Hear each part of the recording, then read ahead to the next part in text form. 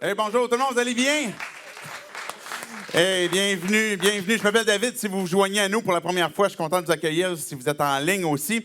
Si vous avez vu la différence de musique entre la série précédente et celle actuelle, ben c'est un clash complet entre les deux. Je sais pas quel style vous êtes, plus style un peu latino, la dernière série, puis là un peu plus, on dirait quoi?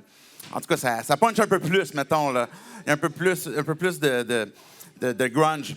Bref, on commence la série qu'on a appelée Interruption. Interruption divine parce que c'est le désir de Dieu que de venir montrer qu'il est présent dans nos vies, montrer comme quoi qu'il veut interrompre nos vies.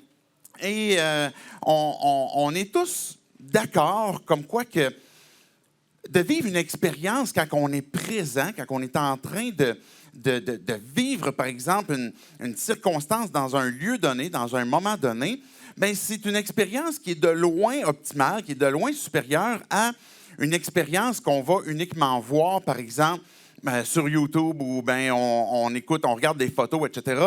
L'expérience est complètement différente. Je vous ai apporté une photo pour que vous puissiez, peut-être ça va vous rappeler des souvenirs. Le festival d'été de mémoire, je pense que c'était 2015, il y avait les Foo Fighters qui étaient venus. C'est peut-être eux qui ont inspiré le teaser du début.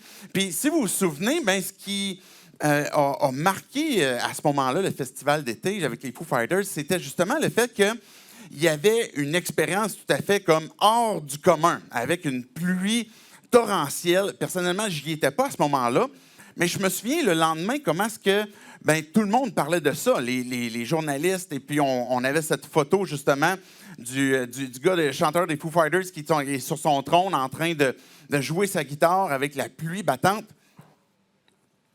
Ce qu'ils ont vécu à ce moment-là était une expérience qui était de loin supérieure quand que nous, on regarde la photo puis qu'on peut-être on regarderait la vidéo. Mais le fait que s'il y a des gens qui étaient là, par exemple, c'était une expérience de plus que d'avoir écouté la musique d'un band, c'est aussi d'avoir vu le band. Donc, il y avait dans cette présence-là, une participation de tous les sens. Là, on voyait, on pouvait entendre, on pouvait aussi, les gens qui étaient là pouvaient ressentir la pluie sur eux, ils pouvaient peut-être sentir tout ce que ça dégageait, ils pouvaient ressentir cette ambiance qui se créait, qui faisait en sorte qu'il y avait un moment unique qui est en train de se vivre. Et c'est dans ce type de réflexion-là qu'on aborde cette série Interruption divine, que Dieu veut nous amener à vivre de ces moments-là, de ces expériences-là qu'on peut avoir avec lui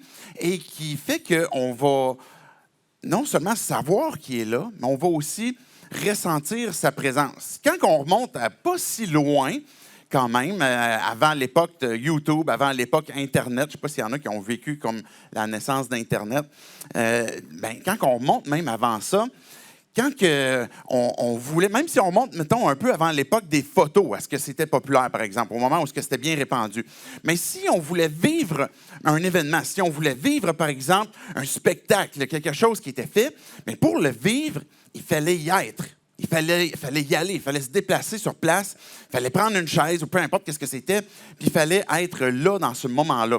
Et peut-être que dans un monde idéal, si dans le village, par exemple, il y avait un bon raconteur, quelqu'un qui était capable de raconter ce qui s'était produit, bien là, on allait se rassembler avec ce raconteur-là, puis qui nous contait l'histoire en question, puis là, on pouvait essayer d'imaginer puis de ressentir un peu ce qui s'était passé. Après ça est arrivé l'époque des photos, où on était capable de prendre un moment où c'était figé dans le temps. Puis là, si vous avez connu l'époque des vieux appareils photo, il y avait même aussi l'excitation, tu sais, quand vous allez porter votre vieille bobine, tu sais, je suis comme à l'endroit où il va développer vos photos. Puis là, après ça, l'excitation d'ouvrir votre paquet de photos puis de regarder, ça va être quoi les images que vous allez avoir. Puis là, vous réalisez que genre sur 24 photos, il y en a 3 qui sont bonnes. C'était un peu comme le deal à l'époque, d'avoir les bonnes photos comparativement aujourd'hui sur nos cellulaires. Là, on scratch tout de suite si c'est pas bon. Puis, bien évidemment, ensuite, la vidéo est arrivée. Et ça fait en sorte que cette technologie-là, elle est bonne en soi parce qu'évidemment, elle nous permet une connaissance aujourd'hui qui n'était pas accessible à une certaine époque. Là, une connaissance de plusieurs écrits, de pouvoir voir des événements qui se sont passés. Peut-être que vous êtes même en ligne présentement, puis vous êtes avec nous, mais simultanément en live en train de participer à cette série-là. Et cette technologie fait en sorte que il y a des éléments qui sont bons. Par exemple, en Église, ben, on veut pouvoir rejoindre les gens qui, peut-être que vous êtes dans un contexte où il n'y a pas tellement d'églises dans votre région. Peut-être que vous êtes d'une autre région. Je sais qu'il y en a parce que vous m'écrivez, puis vous êtes de d'autres régions, puis vous dites, ben moi, je participe à l'Église 180 parce que je suis dans un secteur un peu isolé avec d'autres croyants. Et peut-être que c'est votre condition de santé. Je sais aussi que c'est le cas de certains d'entre vous qui ont une condition de santé qui ne permet pas de pouvoir venir sur un lieu comme l'Église puis de pouvoir profiter. Peut-être que vous êtes en train de découvrir la foi chrétienne. Et pour vous, c'est un moyen aussi de voir, ben c'est quoi cette affaire-là d'Église 180 qui sont sur la côte d'Abraham, c'est quoi leur affaire, pourquoi est-ce qu'il y a un band, pourquoi est-ce qu'ils passent de la musique de même, eux autres. Et puis, ben, vous êtes en train de chercher à comprendre qui est Jésus ultimement. Ben c'est une bonne chose parce que ça nous permet de voir un peu comme si vous voulez aller dans un nouveau restaurant, vous allez regarder le menu sur Internet avant d'y aller. Ben la technologie nous sert bien aujourd'hui. Mais l'effet pervers de ça, fait en sorte qu'on est en train de perdre quelque chose, ou on pourrait perdre quelque chose qui est le ici et maintenant. On est là, dans un endroit donné, dans l'espace physique, et dans un moment donné. Parce qu'on pourrait, avec la technologie, mais facilement, ben, avoir notre esprit qui est ailleurs. Notre esprit qui est en train de réfléchir à qu'est-ce qui s'est passé, mettons, au moment qu'on regarde les photos, la vidéo, etc. Puis, en fait, même, ce qui est intéressant, c'est qu'avec, si vous avez vous faites un peu de réalité virtuelle, on peut même visiter des pays sans même y mettre les pieds, puis on a l'impression d'y être. Mais il y a quand même quelque chose du ici et maintenant qui n'est pas vécu. Quand on est dans un ici et maintenant, un peu comme le spectacle des Foo Fighters que je parlais tantôt, ben c'est qu'il y a dans un moment donné, dans un moment qui est présent, dans un temps, c'est que là, nos sens, puis ce qu'on est en train de vivre, c'est comme si on était à un spectacle, comme je disais tantôt avant la technologie, ben c'est qu'on est capable de sentir, on est capable de toucher, on est capable d'entendre, de voir. Et tous ces sens-là que Dieu a donnés, font cette dynamique-là que Dieu a créée pour qu'on puisse vivre une expérience qui est de loin optimale que ce que n'importe quelle technologie peut offrir aujourd'hui, même si c'est une réalité virtuelle, par exemple. Et cette interruption divine qu'on appelle, ce moment qui est ici et maintenant, parce qu'on ne peut pas être ailleurs on pourrait être ailleurs au sens, dans notre pensée, comme je disais tantôt, ou être dans un autre moment que là et maintenant. Mais en même temps, physiquement, on ne peut pas être ailleurs que là où on est. Et si on est ailleurs, ben, on n'est pas ici. On n'est pas en train de vivre ce qui se passe ici. Et si je suis dans un autre moment, on n'est pas dans la matrice, là, si vous me suivez, okay, je ne suis pas dans quelque chose d'ésotérique non plus, mais si on est ailleurs dans nos pensées, dans un autre moment, mais on n'est plus maintenant.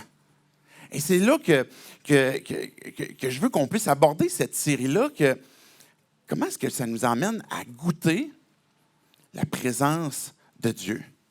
Parce qu'on est conscient que, dans le fond, même si on n'inclut pas tout de suite Dieu dans l'équation, que si on n'est pas dans ce moment présent dans lequel on est, par exemple avec des proches, avec des enfants, avec une blonde, un chum, peu importe, avec des amis, puis qu'on est ailleurs dans nos pensées, mais il y a quelque chose qui, dans la relation, soit ne se développe pas, ou soit va s'estomper tranquillement, va s'estomper un peu.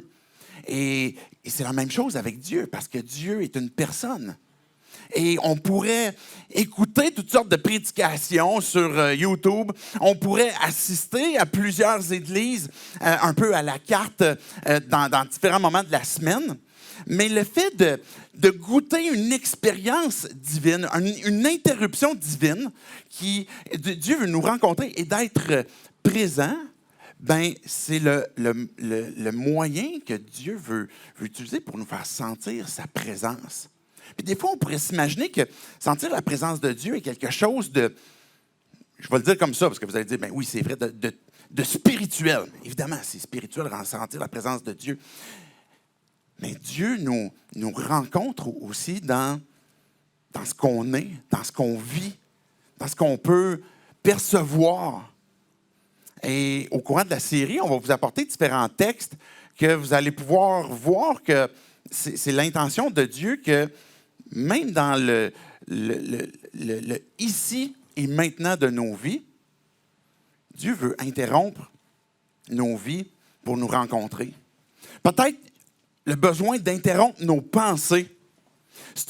Dans nos pensées, des fois, on est en train d'essayer de contrôler le futur. Je ne sais pas si vous êtes comme moi, mais souvent, notre anxiété, notre inquiétude va être en train d'essayer de contrôler le futur. Et là, le but de la série n'est pas non plus de rabaisser la planification. C'est une bonne chose, la planification. Mais dans nos inquiétudes, on essaie des fois de contrôler le futur ou on essaie de réparer le passé. Parce qu'il y a des choses qu'on a vécues. Combien de fois que je me dis, j'aurais donc pas dû dire ça. J'ai eu l'air d'un cave quand j'ai dit ça, ou j'ai peut-être blessé la personne quand j'ai dit ça. Puis il y a des moments comme ça dans ma tête qui me reviennent, puis je me dis, ah, Caroline, je regrette d'avoir dit ça. Puis on essaie de réparer le passé. Puis, mais Dieu veut interrompre nos pensées pour nous ramener à maintenant. Ici, maintenant. Dieu veut interrompre aussi nos scénarios. On se fait toutes sortes de scénarios futurs. Peut-être, comme je disais tantôt, essayer de préparer ce qui s'en vient. On se fait des scénarios, puis on imagine certains trucs. Puis on est en train d'échapper la vraie vie qui est en train de se passer ici. Même si c'est quelque chose qu'on pourrait qualifier de banal. Parce que Dieu est présent dans nos journées qui sont communes, qui sont ordinaires. Mais Dieu veut interrompre nos scénarios. Dieu veut interrompre peut-être nos mauvais souvenirs. Dieu veut interrompre nos routes. C'est une des choses qu'on va voir au courant de la série. Nos routes où nos semaines, des fois, nos journées vont se succéder. On va avoir toutes sortes d'occupations. Et puis, des fois, dans nos routines, dans nos occupations qui sont toutes setées d'avance, Dieu veut interrompre.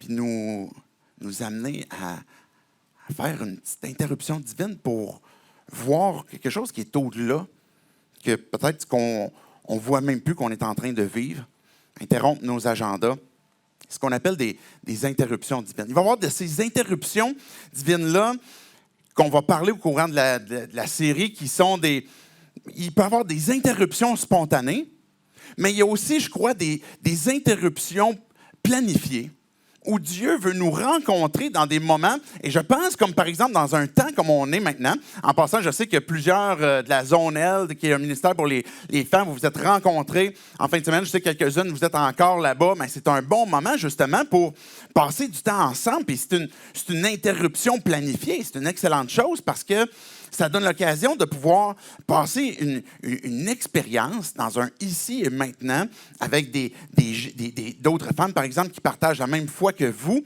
Et puis là, Dieu va vous parler, va vous encourager. Donc, il y a des moments comme ça qui sont des interruptions divines et dans lesquelles Dieu veut nous amener à vivre dans un ici et maintenant, puis nous rencontrer avec ce désir-là de nous faire sentir sa présence, il est là, qu'il est présent. Alors, tout au long de la série, on va se poser cette question-là, savoir comment ressentir la présence de Dieu. De quelle façon est-ce que Dieu fait sentir sa présence? Mais pour commencer ce matin, avant de te poser la question comment ressentir sa présence, peut-être que tu te poses même la question, mais c'est où que Dieu se cache pour qu'on puisse sentir sa présence? Parce que peut-être que tu te dis, OK, moi je veux savoir comment sentir sa présence, mais c'est parce qu'avant même de savoir le comment, j'ai l'impression qu'il faut, comme je cours après, il faut que j'aille où? Où c'est qu'il se cache? Et comment je fais pour le rencontrer? Dans le fond, on va lire ensemble le psaume 139, que je vais expliquer au fur et à mesure, que je vais lire en 3 segments, en 3 sections. Et puis, on va voir la réponse à cette question, savoir Dieu, il se cache où? Comment est-ce que Dieu, s'il veut faire sentir sa présence, on a accès à sa présence? Donc, j'aimerais qu'on puisse prier, que Dieu puisse venir nous parler, puis après ça, on va regarder ensemble le psaume 139. Dieu, je veux te dire merci pour ce temps qu'on peut avoir ensemble. Merci parce qu'on peut ouvrir ta parole, on peut voir qu'est-ce que tu as à nous dire. On peut ouvrir, Dieu, ce psaume, que tu puisses venir nous parler pour qu'on puisse comprendre justement, savoir comment est-ce que tu es présent pour nous, de quelle façon est-ce que tu es là et est-ce que tu te caches à un endroit qu'on a besoin de se rendre pour vraiment sentir que tu es présent. Je te prie que tu puisses venir nous parler pour chacun d'entre nous, qu'on soit croyant, Dieu, qu'on ne soit pas croyant. Tu nous connais, tu sais là où on est dans notre marche avec toi. Tu sais, Dieu, si on est dans un moment où on se sent loin de toi, si on s'est peut-être reculé, où on a besoin peut-être d'être réconcilié avec toi, mais que tu puisses apporter, Dieu, les réponses à nos questions, qu'on puisse avoir nos pensées transformées par ta parole. Et c'est en ton nom, Jésus, qu'on prie ces choses. Amen. Amen. Donc, je veux commencer les 5 premiers versets du chapitre 139 des Psaumes. « Éternel, tu m'examines et tu me connais. Tu sais quand je m'assieds et quand je me lève. Tu discernes de loin ma pensée. Tu sais quand je marche et quand je me couche. Et toutes mes voies te sont familières. La parole n'est pas encore sur ma langue, que déjà, Éternel, tu la connais entièrement. Tu m'entoures par derrière et par devant et tu mets ta main sur moi. » Ces 5 premiers versets-là du psaume 139 nous montrent comme quoi que Dieu est là. Dieu est là. C'est la vérité que je veux qu'on retienne ce matin à travers ce premier discours de la série d'interruption divine, c'est que Dieu est là. Dieu est présent. Et dans le fond, on est entouré non seulement de la présence de Dieu, mais même de sa connaissance. C'est une présence qui est à ce point où Dieu il connaît même ce qui est dans nos pensées. Regardez par exemple le verset 2, la première partie du verset 2 puis la première partie du verset 3 va dire par exemple, tu sais quand je m'assieds et quand je me lève, verset 3 au début, tu sais quand je marche et quand je me couche. Ce que Dieu est en train de dire à travers la plume de David qui a écrit ce psaume-là, c'est « Je connais tes activités. Je sais comment sont faites tes semaines. Je connais ton agenda. Je sais quand tu te lèves. Je sais quand tu te couches. Je sais quand tu vas t'asseoir. Je sais quand que tu vas marcher. Je sais quand tu vas aller travailler. Je sais quand tu vas passer le râteau. Je sais quand tu vas... Peu importe. Il connaît chacune de nos activités. Mais non seulement, on pourrait dire à la limite, bon, OK, c'est facile de connaître ce qui est à l'extérieur, les actions, mais on va voir aussi dans la deuxième partie du verset 2 et 3 qu'il va dire « Tu discernes de loin ma pensée ». La fin du verset 2, c'est ce qu'il dit. « Tu discernes de loin ma pensée ». Une des jobs que le pasteur a dans une église, c'est de communiquer le message que Dieu veut pour son peuple. OK?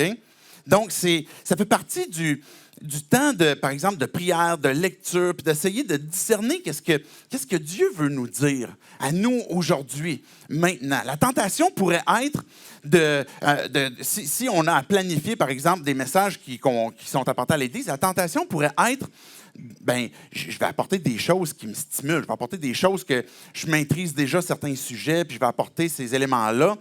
Ou bien, une autre tentation pourrait être on va regarder les autres séries que d'autres églises font, puis les bonnes séries qui ont réussi, on va les utiliser pour après ça les refaire.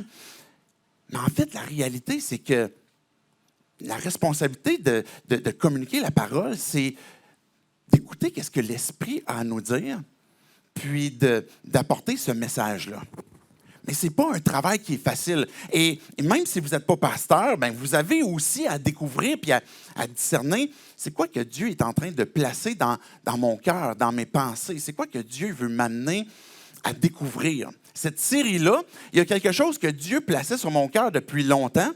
Et puis, ça m'a pris beaucoup de travail avec Dieu pour qu'il puisse éclaircir comme c'est quoi vraiment que tu veux me dire? C'est quoi que tu veux dire aussi à ton peuple? Et je suis convaincu que ce qu'on va voir dans les prochaines semaines, c'est quelque chose que Dieu veut nous communiquer à nous maintenant, d'avoir cette interruption divine-là. Puis, mais le lien avec le texte, c'est qu'il nous dit que je connais parfaitement tes pensées. Il connaît entièrement ce qui est dans le fond de nos cœurs. Que nous-mêmes, des fois, on a de la misère à discerner, on a de la misère à mettre le doigt dessus, à bien entendre qu'est-ce que l'Esprit est en train de placer dans notre cœur, etc., pour le comprendre. Mais Dieu est là, de par cette connaissance, non seulement de nos activités, mais même de nos pensées, de nos rêves, de nos aspirations, des choses qu'il place sur nos cœurs, puis ce message qu'il veut nous communiquer pour qu'on puisse découvrir la vie abondante en Jésus-Christ. Le verset 3, il va dire, bon, tu sais, quand je marche, quand je me couche, puis la dernière partie, il va dire, toutes mes voies te sont familières. C'est encore cet aspect intérieur que Dieu connaît, et que Dieu est là. Dieu, il est avec nous dans nos activités, mais il est avec nous aussi dans nos pensées. Il va dire, par exemple, verset 4, « La parole n'est même pas encore sur ma langue, que déjà, Éternel, tu la connais entièrement. » Il y a des choses que je ne sais même pas encore qu'est-ce que je vais dire. Je ne sais même pas encore comment je vais le formuler. Et Dieu connaît cette parole-là avant même qu'elle naisse. Dieu veut nous montrer comme quoi que il est présent. Il nous connaît. Il connaît nos cœurs. Il connaît nos actions. Il connaît nos rêves, nos aspirations. Il connaît nos craintes. Il connaît nos inquiétudes. Le fait que Dieu est entièrement présent. Je l'imagine souvent comme, il y a différentes illustrations, là, mais illustrer l'omniprésence de Dieu, ce n'est pas un concept qui est vraiment très facile. Mais l'omniprésence de Dieu, on pourrait l'imaginer un peu comme la mer, par exemple, où il y a une vague qui peut passer, surtout évidemment sur le bord de la mer, mais il va y avoir une vague qui va avancer tranquillement, et cette vague-là représente un peu comme le temps présent. Quand on est dans la vague, si on fait du surf sur cette vague-là, mais notre seul moyen que de pouvoir vivre le temps que Dieu nous donne, c'est pour nous, c'est sur cette vague-là. Fait que le mieux qu'on peut voir, c'est les gens qui sont avec nous dans la vague. Comme nous présentement, on est dans le temps présent, dans un moment donné, dans une circonstance X, et on est dans le temps, puis on est tout le monde en train on n'a pas le choix, on ne peut pas aller plus vite que la vague, puis on ne peut pas aller moins vite que la vague, on suit le temps. C'est une dictature. Dans le cas de Dieu, Dieu n'est pas limité dans le temps. Dieu n'est pas limité à cette vague-là. Et quand on prend du recul, ça tombe drôle parce que j'ai downloadé là, récemment, je suis retourné voir Google Earth là, pour voir un peu c'était quoi, je m'étais déjà amusé au tout début. Puis là, c'est le fun parce que tu vois la Terre, puis là, tu peux voir l'ensemble des océans, l'ensemble de la mer. Mais ça, c'est la perspective de Dieu sur le temps. Dieu est présent en tout temps.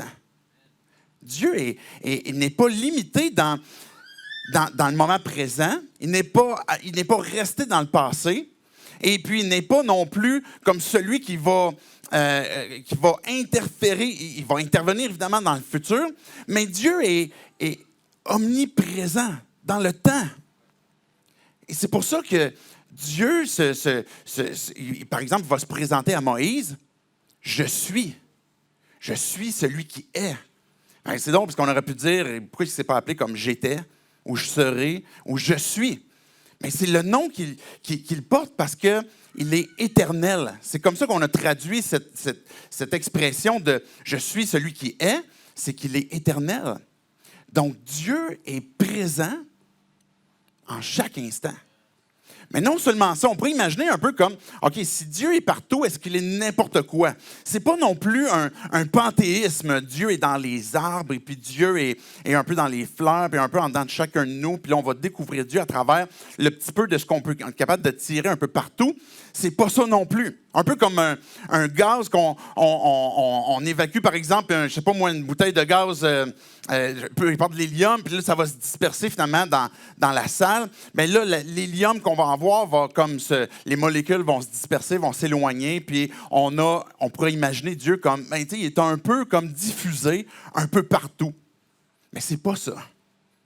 Dieu est complètement présent dans chaque molécule de l'univers. Dieu est complètement présent dans chaque seconde de l'histoire du monde. Et ça, c'est complètement fou quand on comprend ça, ou du moins quand on saisit du moins le concept, parce que c'est évidemment quelque chose qu'on ne comprendra jamais, parce que ça fait partie de la nature de Dieu. Mais Dieu, il est complètement présent dans chaque seconde et dans chaque molécule. Donc ça, ce que ça veut dire, c'est que Dieu est là. Dieu est présent. Et quand David a écrit ce psaume-là, Il est en train d'adorer Dieu pour lui dire, Dieu, tu m'examines puis tu me connais. Tu connais, oui, tout ce qui peut être matériel, toutes les actions, mais tu connais même mes pensées. Tu connais même les phrases que je vais dire avant même qu'elles naissent. Tu connais tout ce qui s'est passé parce que tu es au-dessus du temps. Tu connais le futur. Tu sais tout ce qui... un peu comme si on parlait tantôt de Google Earth, là, où est-ce qu'on peut prendre un pas de recul sur une carte routière. Mais Dieu connaît toutes les avenues possibles. Il sait tout ce qui peut se produire. Il sait partout ce que ça peut mener. Et c'est la raison aussi pour laquelle il nous interpelle à prier, de demander son intervention pour nos vies aussi. Donc, c'est pas que Dieu nous a figés dans un parcours qu'on ne peut pas intervenir, mais Dieu est complètement présent pour chacun d'entre nous, puis il veut nous faire sentir sa présence. Ultimement, la présence de Dieu, c'est aussi la gloire de Dieu dans nos vies. On veut le voir glorifié dans nos vies. Et il connaît tout ce qui est dans nos propres pensées. Des fois, je donne un peu l'exemple de... Je pense que j'ai donné une couple de fois. Ce n'est pas un exemple parfait, là, mais si vous êtes amateur de Marvel, là, avec Doctor Strange, qui est comme en train de calculer comme toutes les possibilités, comment est-ce qu'on va pouvoir se sortir de ce chaos-là dans lequel on est en train de vivre. Puis là, il y en a comme, je ne me souviens plus combien, genre 1 million de possibilités. Bien, Dieu, il connaît toutes ces possibilités-là. Il connaît nos vies parfaitement parce que Dieu est là, parce que Dieu est omniprésent. Et le fait que Dieu est présent, ça fait en sorte que dans ce que Dieu est, dans sa nature, il va nécessairement agir conformément à ce qu'il est. Vous me suivez? Donc, si Dieu est présent, bien, il va manifester sa présence. Il va être présent. David, qui a écrit le psaume 139, et aussi celui qui a écrit le psaume 23, qu'on connaît, qu'on a déjà entendu quelque part, une funéraille ou peu importe, bien, l'Éternel est mon berger, et je ne manquerai de rien. Et même quand je suis dans la vallée de l'ombre de la mort, il est où Dieu? Il est là. Dieu est dans le feu avec moi. Dieu est dans l'épreuve. Je ne vais pas tout brûler ce sujet-là, parce qu'on va voir ça dans la série un petit peu plus tard. Mais Dieu est là, parce que c'est dans sa nature. Donc, ce que Dieu est, il va agir nécessairement conformément à sa nature, ou ce que, même quand ça ne va pas bien, puis je suis dans la vallée de l'ombre de la mort, Dieu est là. Et donc, ce que ça fait en sorte, c'est que l'impact que ça a sur nos vies, ça va transformer nous-mêmes ce que l'on est, parce que ça va nous sécuriser. Si Dieu est là, si Dieu est présent, comment ça transforme ma façon de voir la vie? Mes choix, ce qui est devant moi. Même si je suis peut-être dans un moment de ma vie qui est peut-être en direction d'une fatalité, où j'en ai vécu une, mais que Dieu est présent avec moi. Même dans la réussite, pas juste dans l'échec. Mais le fait que Dieu se révèle à nous, puis fait cette interruption dans nos vies pour nous montrer, je suis là, je suis présent, je t'entoure. Et puis, je vois tes activités, je connais tes pensées, etc. Mais ça va faire en sorte aussi que, ben, on va être rassuré. Peut-être qu'on va moins s'inquiéter. Peut-être qu'on va avoir cette réponse plus naturelle de plus en plus quand on va apprécier et découvrir ce que Dieu est, comme quoi que, ben, maintenant, je lui fais confiance. Parce que Dieu, il est présent. Et même quand je serai vieux, ou même si je suis jeune, bien, Dieu est là. Parce qu'il est complètement présent dans le temps. Et une autre chose, justement, qu'on poursuive le reste du texte, bien, il nous montre à plusieurs endroits dans le texte et dans la parole, Dieu nous montre comme quoi qu'il nous connaît par notre nom. Il nous connaît personnellement et il sait de quelle façon on a besoin de sentir sa présence. Regardez la suite du verset 6 à 12. Une telle connaissance est trop ordinaire, on recommence à ça. Une telle connaissance est trop extraordinaire pour moi. Elle est trop élevée pour que je puisse l'atteindre. Où pourrais-je aller loin de ton esprit? Où pourrais-je fuir loin de ta présence? Si je monte au ciel, tu es là. Si je me couche au séjour des morts, te voilà. Si je prends les ailes de l'aurore pour habiter à l'extrémité de la mer, là aussi, ta main me conduira. Ta main droite m'empoignera. Si je me dis, au moins les ténèbres me couvriront, la nuit devient lumière autour de moi. Même les ténèbres ne sont pas obscures pour toi. La nuit comme le jour et les ténèbres comme la lumière. Dieu, il nous entoure complètement de sa présence. Ce que David est en train de dire ici, c'est qu'à la limite, ça pourrait même avoir un impact, peut-être même négatif. Parce que peut-être c'est même, non seulement Dieu il est là, mais il est tellement là que c'est menaçant. Et c'est ça que David est en train de dire, dans le fond. Il est en train de dire, j'en suis même à un point où ce que je voudrais ne pas être dans ta présence. Le terme extraordinaire qu'on voit même au verset 6, une telle connaissance est trop extraordinaire. Cette expression extraordinaire, c'est pas où ce que « wow, c'est génial », c'est plutôt comme « c'est terrifiant ». C'est ça ce que ça veut dire, littéralement. C'est une réalité qui me terrifie. Et il va dire, par exemple, aussi que je pourrais aller loin de ton esprit. Il va dire, verset 11 qu'on a lu, « Mais si je me dis, au moins les ténèbres me couvriront. » Et là, à ce moment-là, même les ténèbres ne sont pas obscures pour lui. La lumière se fait. Fait que je me dis, je vais aller au fond de la mer, mais là aussi, tu es là. Dieu est partout et montre justement sa présence. Dieu est dans les moments avec nous de victoire. Dieu est avec nous aussi dans des moments de défaite, dans des moments de faiblesse, peut-être d'échec, de tragédie, peut-être des moments d'épreuve, peut-être des moments où, dans le fond, David va dire aussi que je pourrais aller loin de ton esprit. Ou pourrais-je fuir loin de ta présence. Puis le mot présence ici, littéralement, c'est le mot face. Loin de la face de Dieu. Aussi, je pourrais aller pour être loin de la face de Dieu. Et c'est intéressant aussi parce que quand on connaît même l'expérience que Moïse a eue avec Dieu, où ce qu'il dit, montre-moi ta gloire. Puis Dieu lui a dit, ben, je ne peux pas te montrer ma gloire de face parce que tu ne pourrais pas supporter. L'homme ne peut pas vivre puis voir la gloire de Dieu. Mais on a aujourd'hui, puis la Nouvelle Alliance nous montre comme quoi on peut vivre cette expérience avec Dieu où on porte sa gloire. On a vu un peu comme Moïse qui a vu la gloire de Dieu, puis qui finalement, de dos, puis que quand il est redescendu de la montagne, si vous vous souvenez de l'histoire, si vous le connaissez, mais dans le fond, il était encore incandescent. il allumait dans le noir, et puis à un point tel que même les autres du peuple disaient comme hey, mets un voile sur ton visage parce que c'est comme trop lumineux. Bien, David, il se pose la question, aussi je pourrais fuir loin de ta face, loin de ta gloire, loin de ta présence. Et puis il va dire, si je monte au ciel, le plus haut, tu es là.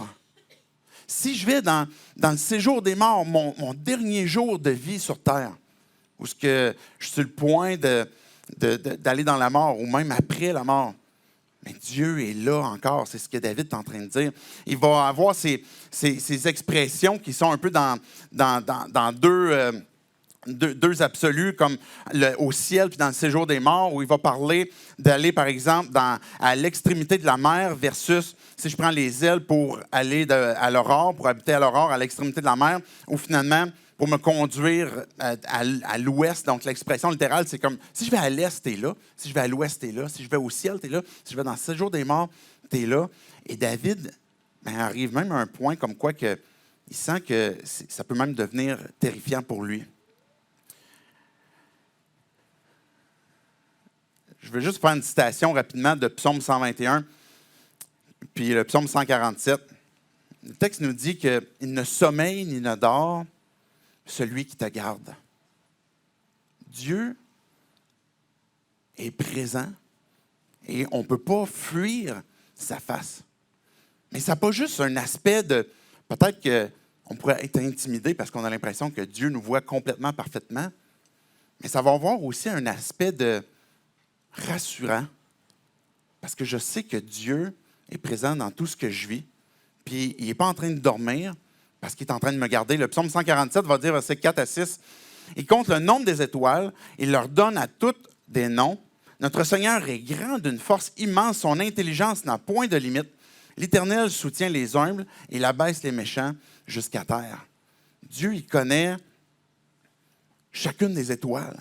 Il leur a donné un nom. Je ne sais pas si vous vous souvenez, à un moment donné, Jésus il parlait d'inquiétude. Puis il disait, pourquoi est-ce que vous inquiétez? Il dit, votre Père, il sait de quoi vous avez besoin. Si on s'inquiète de quelque chose que notre Père est en train de prendre soin de nous pour nous donner, mais il est en train de dire, vous êtes en train d'agir comme des gens qui ont pas de Père. Comme si Dieu n'était pas là pour vous.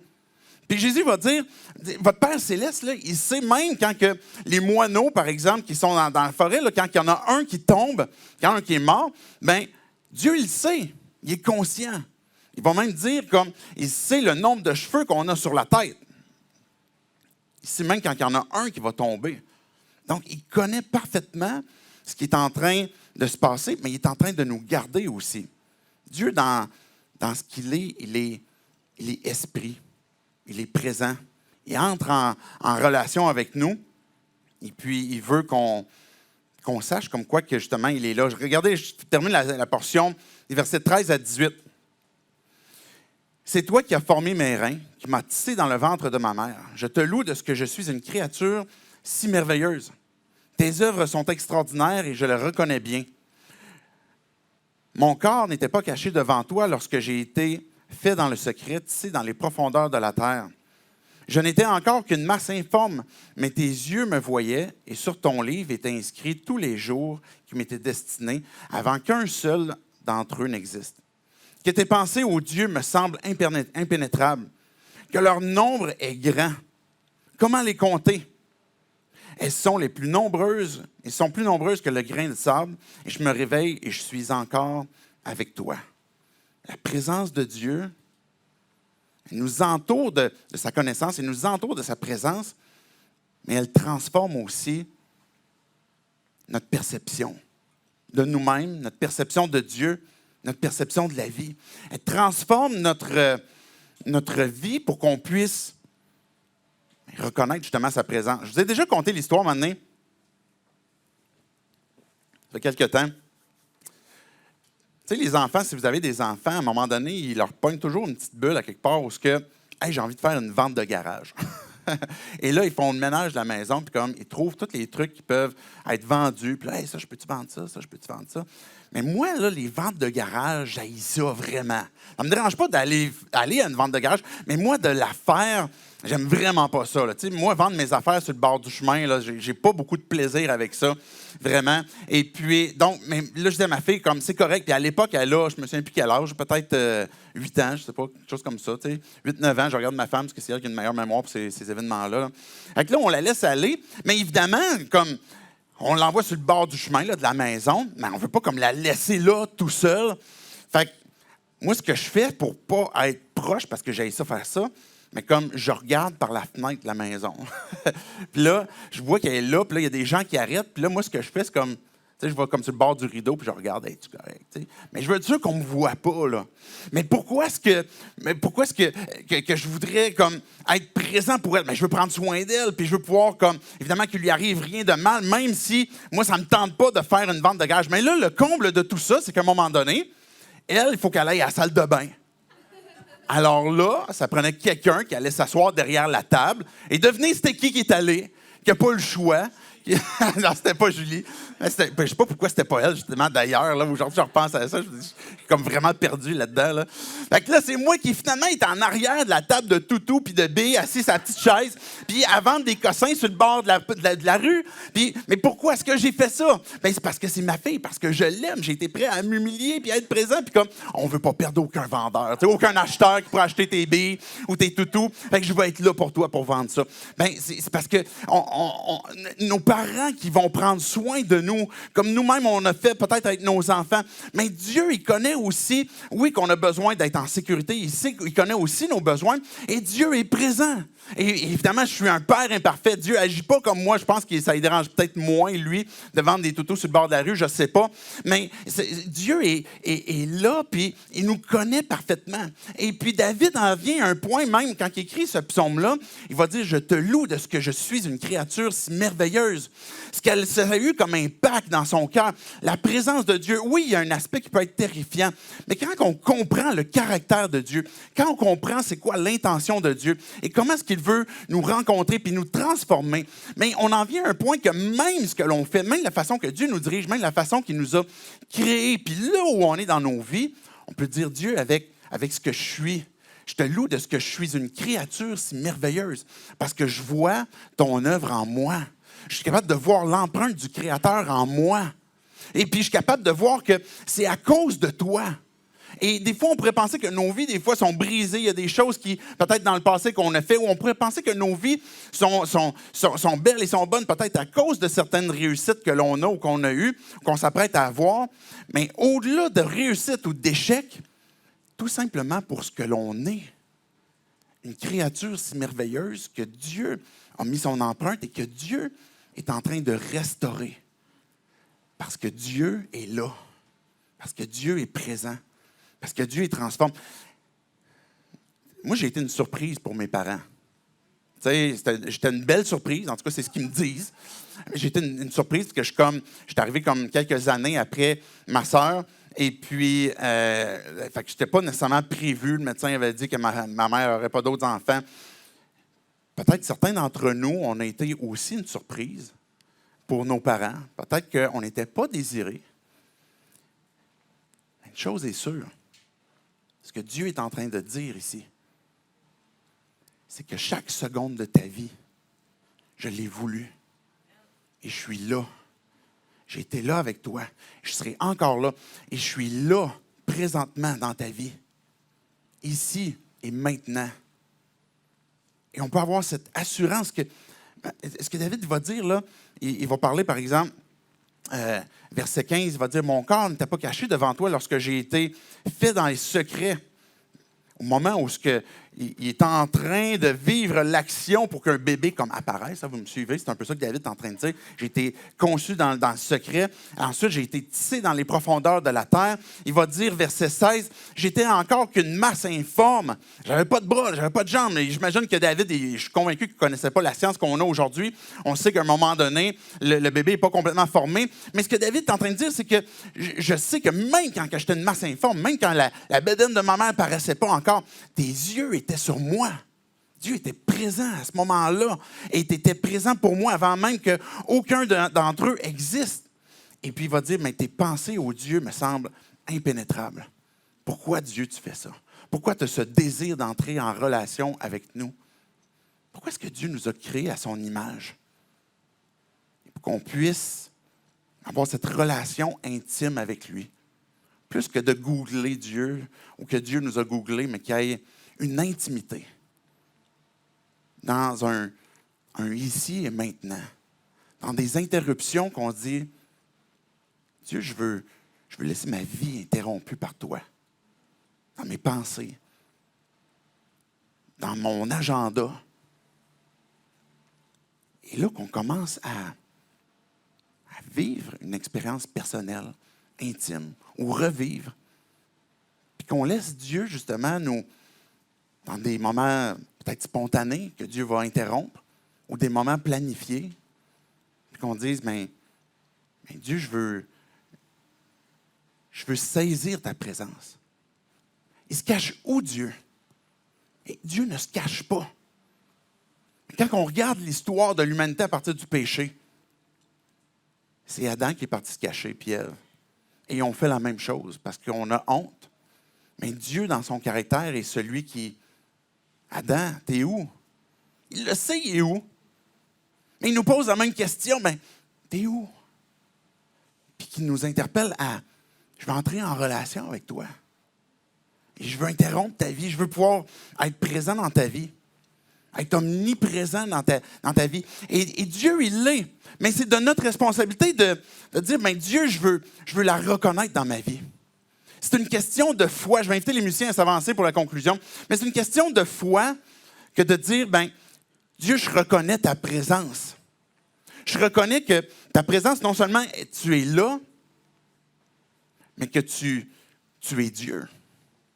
Que tu fais ce que tu veux, comme tu veux, mais que tu veux intervenir dans ma vie, que tu veux te faire connaître à moi, que tu veux avoir cette intimité. Mais il y a un pas de foi qu'on a à faire, chacun d'entre nous, qu'on soit croyant ou non. Si on n'est pas croyant, on a besoin que, pour avoir cette intimité avec Dieu, on a besoin que d'être réconcilié avec Dieu. Parce que le péché ou le mal que l'on fait, qu'on génère, ben, fait en sorte qu'on a décidé de se placer ennemi de Dieu. Et puis que Dieu, il dit, c'est pas pour ça que je t'ai créé. Je t'ai pas créé pour qu'on soit ennemis ensemble. Je t'ai pas créé parce que je veux t'envoyer en enfer ou parce que je veux quoi que ce soit du mal pour toi. Dieu va même dire, qu'est-ce que je veux du méchant? Est-ce que je veux qu'il meure? Non, et Dieu va dire, je veux qu'il se repente et qu'il vive. bien, pour chacun d'entre nous, on a ce pas, ou ce que si on n'est pas réconcilié avec Dieu, c'est-à-dire, Dieu, j'ai besoin que d'être réconcilié avec toi. Pour que, non seulement je sache que tu es là, mais que maintenant, je peux avoir une intimité aussi avec toi. Parce que je deviens ton enfant. Quand on se repent, quand on place notre foi en lui. Parce que cette possibilité d'intimité avec Dieu est uniquement possible parce que Jésus a tout accompli. Parce que ça a été lui, Emmanuel, qui est venu parmi nous, Dieu avec nous, puis qui a tout accompli pour que ce qui nous sépare de Dieu, notre condamnation liée au péché, au mal, bien, puisse être pardonnée. Mais on a besoin de simplement dire à Dieu, je reconnais que j'ai besoin d'un sauveur. J'ai besoin de me repentir. Fais-moi ton enfant. Et que si on est déjà croyant, mais qu'il y a un pas de foi aussi à faire, que mais Dieu t'es présent dans ma vie, mais je veux avoir aussi cet accueil-là que tu veux te manifester, que tu peux diriger ma vie comme tu veux, et puis que tu puisses te glorifier justement par ta présence dans ma vie. On va voir différents moyens comment, au courant de la série, mais c'est l'appel que Dieu nous fait de prendre non seulement conscience que oui, il est présent, mais de faire le pas pour qu'on puisse avoir cette intimité-là avec lui. Dieu, il force le bras de personne, mais il nous montre comme quoi qu'il veut avoir cette intimité. Je veux terminer par la prière, puis après ça, on aura l'occasion de pouvoir répondre avec les vérités qu'on va avoir aussi par le band, avec les chants qu'on va avoir. C'est des occasions justement de pouvoir adorer Dieu, de pouvoir ressentir sa présence quand on proclame justement ces vérités-là, et puis avoir cette intimité. Dieu, je veux te dire merci pour ce psaume. Merci parce que tu nous montres comme quoi que tu es un Dieu qui est présent, que tu es là, que tu veux, par ta présence, transformer nos vies, restaurer nos vies, et aussi nous amener à avoir cette joie qui vient de toi, qui transforme même notre façon de nous voir nous-mêmes, de voir notre marche avec toi, peut-être de voir l'Église différemment aussi. Dieu, dans cette introduction de la série, je te prie que tu puisses, pour chacun d'entre nous, nous amener à comprendre ce que tu veux que l'on vive dans les moments présents de nos vies, dans les ici et maintenant qu'on aura à chaque instant au courant de la semaine. Tu es le Dieu qui est présent, qui nous accompagne dans chacune de ces circonstances-là. Et Dieu, je te prie que tu puisses nous montrer clairement pour chacun d'entre nous, là où tu veux interrompre peut-être des pensées qui nous emmènent ailleurs que là où tu veux qu'on soit, à des moments autres que maintenant dans lesquels tu veux qu'on soit. Et c'est en ton nom de Jésus qu'on prie. Amen.